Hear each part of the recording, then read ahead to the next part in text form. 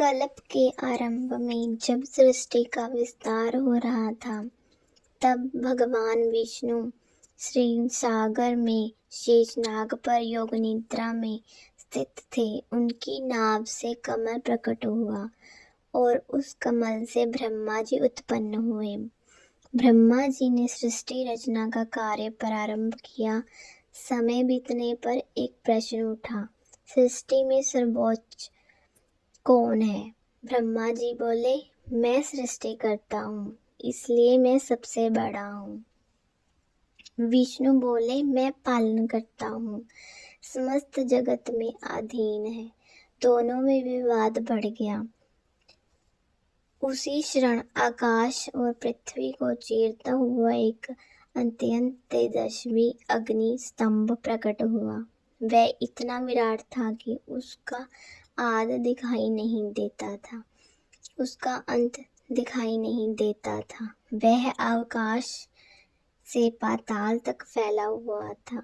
उसका आकाश हजारों सूर्यों से भी अधिक था। उस अग्नि से संपूर्ण दिशाएं प्रकाशित हो उठी और ब्रह्मा और विष्णु दोनों विस्मित हो गए। उन्होंने निश्चित किया, जो इस स्तंभ का आदि या अंत खोज लेगा वह श्रेष्ठ होगा। ब्रह्मा जी ने हंस का रूप धारण किया और ऊपर की ओर उड़ चले ताकि उस ज्योति का आदि खोज सके। वे उड़ते रहे।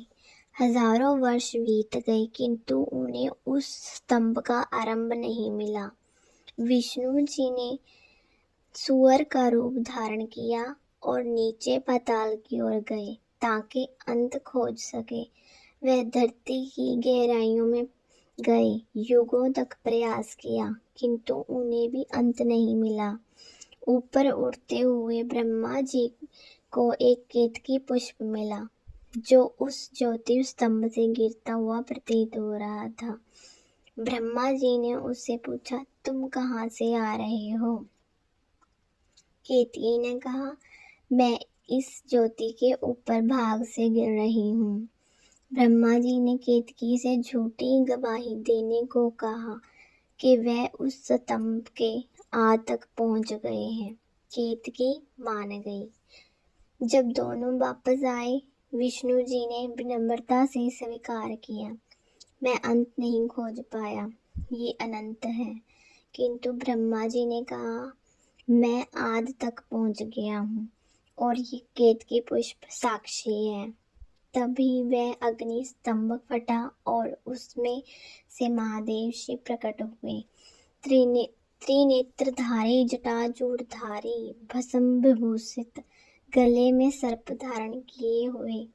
उनका स्वर गंभीर और शांत था। शिव ने कहा, विष्णु तुमने सत्य कहा इसलिए तुम पूज्य हो।